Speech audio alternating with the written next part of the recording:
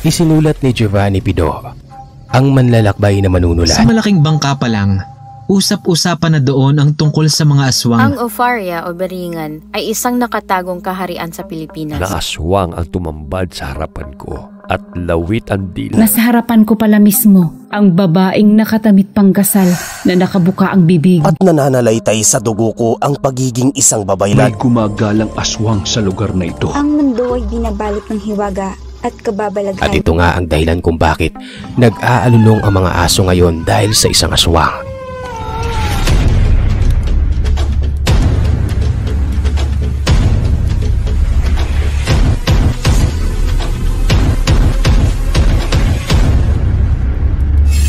Sa pakikipagtulungan nila Sharon Navera, Eleanor Valdivia, Victoria Burgos, Shyla Hart, Cristina Rivera, Rona Micalier, Giovanni Pido, Jed Montemayor, Huy Montefalco, Taong Lumot at Planetang Tagalog.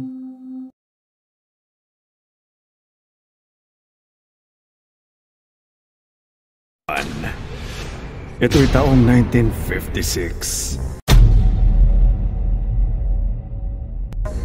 Sa isang maliit na bayan sa Amerika, nakatira ang magkasintahang sina Sophia at Henry. Mahal na mahal nila ang isa't isa, kaya hanggat maaari palagi silang magkasama. Isang araw, pag-uwi galing sa kolehiyo, pumunta si Henry sa bahay ni Sophia at sinabi sa kanyang, Sophia, iniwan ng tatay ko ang kotse niya at pumunta sa ibang bayan para sa negosyo. Gumawa ka ng dahilan para makalabas, para makapasyal tayo gamit ng kotse. Sige, gagawin ko. Naglakbay sila malapit sa gubat. Tumutugtog ang radyo. Bigla na lang, isang lalaking nakatayo sa harap nila. Sa halip na kamay, kawit ang nakakabit sa kanyang mga braso. Nakatayo lamang siya, suot ang itim na balabal at mistulang isang anino lang. Napasigaw si Sophia sa lalaki at biglang tapak si Henry sa preno ng kotse. Takot na takot ang dalawa. Nasaktan ka ba, Sophia? Ayos lang ako, Henry. Pero sino ang lalaking yun? Hindi ko alam. Nasa gitna lang siya ng daan. Dito ka lang muna. Titignan ko. Huwag na, Henry. Umalis na lang tayo. Huwag tayong huminto dito. Sige, halika na.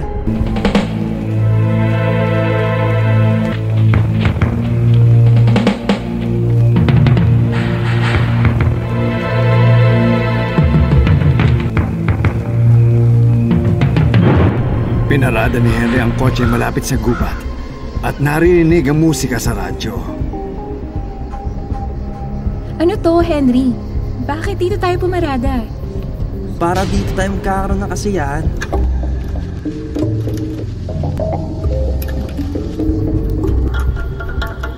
Hinawakan niya ang kamay ni Sophia at lumapit dito.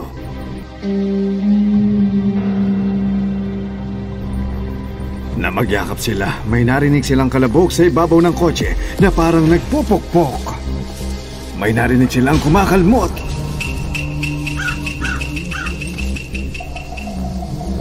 Nagtakip ng tainga si Sophia. Anong nangyayari, Henry? Umalis na tayo dito. Ngunit ayaw umandar ng kotse kahit anong pilit ni Henry. Ilang beses sinubukan ni Henry paandarin ang makina hanggang sa gumana ito. Agad siyang tumapak sa accelerator at humarurot na ang kotse paalis. Maya-maya lang may narinig silang balita sa radyo sa gitna ng katahimikan. Panandali ang binibigyang daan ng aming programa ang balitang ito. Muling bumalik sa siyudad ang kinikilalang hukman at binibiktima nito ang mga kabataan. Mag-ingat at maging alisto sa anumang pangyayari. Lalong natakot si Sophia nang marinig ang balitang yun. Kitang-kita ang takot sa kanyang mukha. Ano nangyari, Sophia? Sino ang hukman at bakit ka nanginig nang marinig ang pangalan niya? Baka hindi mo alam, Henry, dahil bago ka lang sa lugar na ito. Noong 1946, namasyal ang kapatid kong si Ana at ang kanyang kasintahan. Nagcamping sila sa isang bundok at nagtayo ng tolda. Pagpasok nila, May narinig na boses si Ana at natakot siya dito.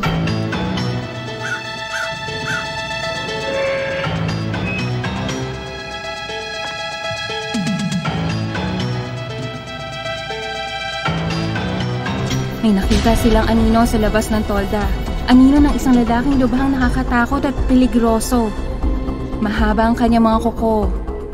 Pula ang kanyang mga mata. At meron siyang bakal na kawit sa halip na isang kamay.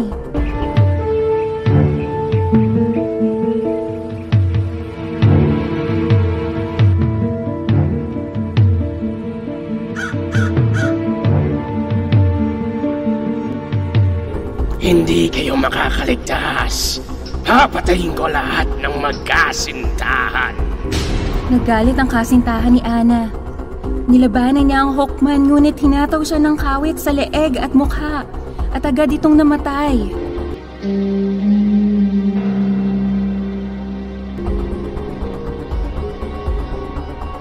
Tatakbo sana papalayo si Ana ngunit tinamaan siya ng Hawkman sa leeg.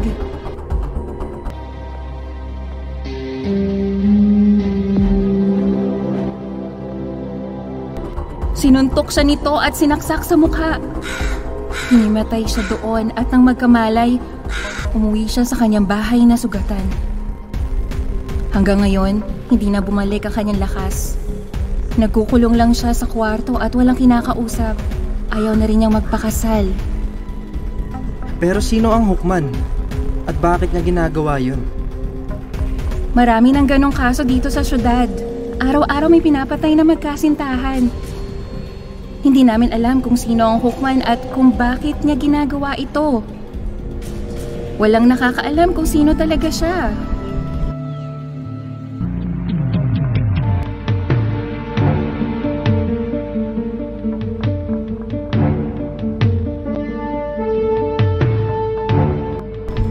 Habang nagkukwento si Sophia, bigla na namang kumalabog sa ibabaw ng kotse na parang may pumupokpok ng martilyo.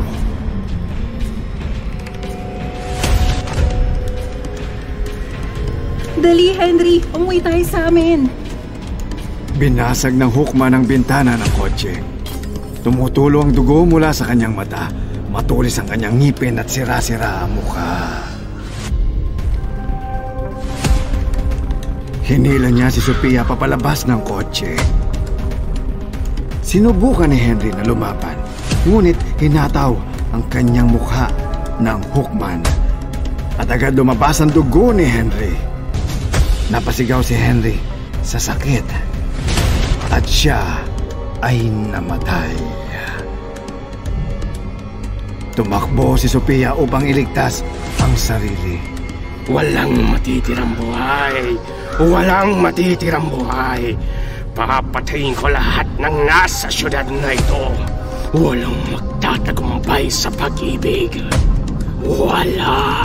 Pumunta si Sophia sa kanyang Uncle John na isang eksperto sa paranormal. Kinuwento niya ang nangyari.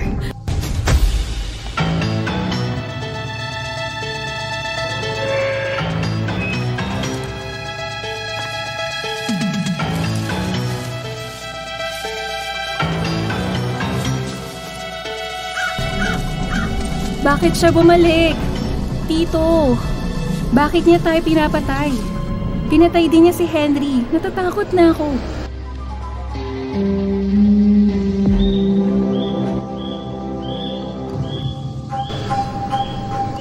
Iha, una sa lahat, uminom ka muna ng tubig. Alam ko ang nangyari kay Ana. At dahil bumalik na siya, nanganganib ang buhay ninyong mga kabataan dito sa syudad.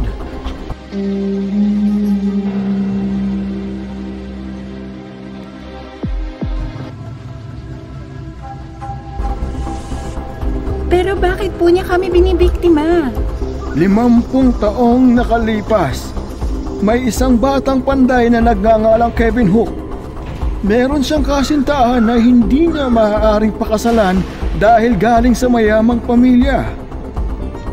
Sadyang pinaghihiwalay nila ang magkasintahan at para tuluyang lumayo si Kevin, binugbog nila ito at pinutol ang kanyang kamay.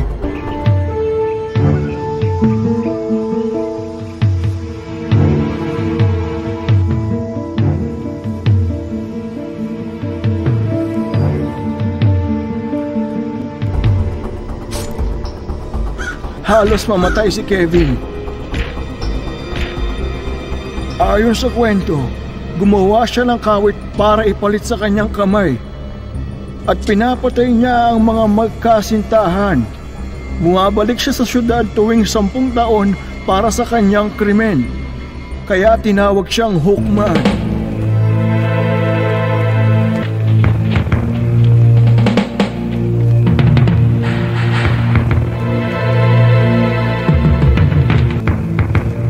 Tito, kailangan niyang magbayad sa nangyari kay Henry. Pati ang nangyari sa kapatid ko. Hindi ko hahayaan yon. Tulungan niyo ako. Sige, tutulungan kita. Pumunta si Sophia malapit sa gubat kasama si Peter at hinintay nila ang Hookman. Sophia, natatakot ako. Paano kung patayin niya ako? Walang mangyayari. Magtiwala ka lang. Niyakap ni Sophia si Peter at biglang umihip ang malakas na hangin galing sa gubat. Nakita ni Sophia ang Hookman sa harap niya. Tumutulo ang dugo mula sa kawit at galit ang kanyang mata.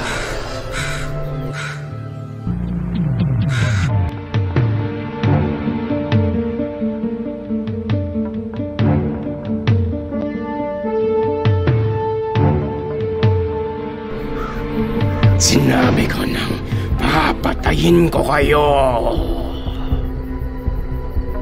Lumapit ang Hookman gamit ang kanyang kawit. Hinila niya si Peter at sinabit sa isang puno.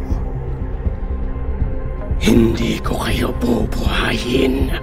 Walang matitirang buhay. Inabot niya ang kanyang kamay at sinakalang leeg ni Sophia.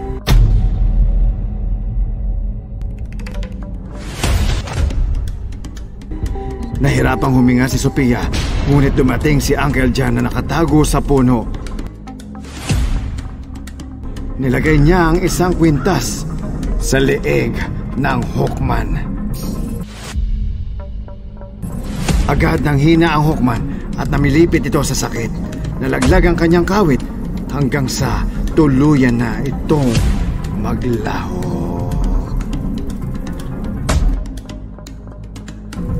Ito ang katapusan ng Hookman. Ang wakas.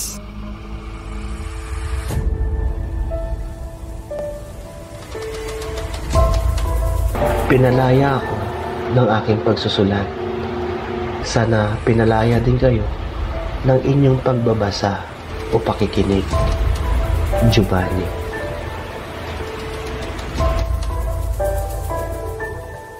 Shout out to our members. Shout out kina Bob and Joe, Alexis Marquez, Girly Guillermo, Regina Ruiz, Magic Lampara, Adventure Philippines, Daigdig ng Sindak at Lagim, Climber Philippines, Shyla Hart, Queen Isabel, Tisay ng Norte, Cheris Saferina Montelivano, Driksha Braille Jamila Pido, Athena Phoenix from Arizona, USA.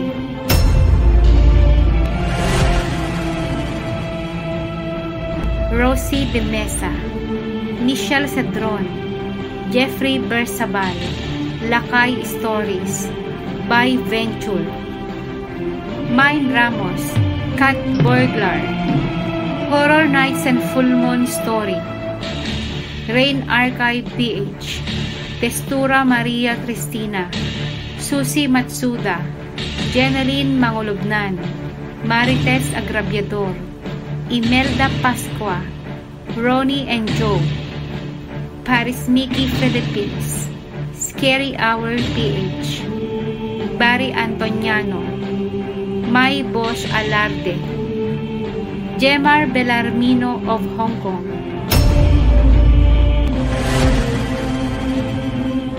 Barry Barrera, Pinipining Imahinasyon, Ang Ermitanyo, Yoli Gintivano, Madriaga Jamji, Ermin Guard, Deep Red Mystery Files, Anne Regala, Erlinda Samson, Che Medina 15, Anastasia Valentina Rice, Jereline Ijaw, Rosie De Mesa, Jennifer Shells, Heli Kelly, Pinoy Nightmare Stories, Alison Opaon, Jade De La Torre, Harold Arsala, Ang Palatandaan, Michelle Agabaw, Oscar Meneses, Dazzle Work, Creepy Peanut PH, Dora Perez,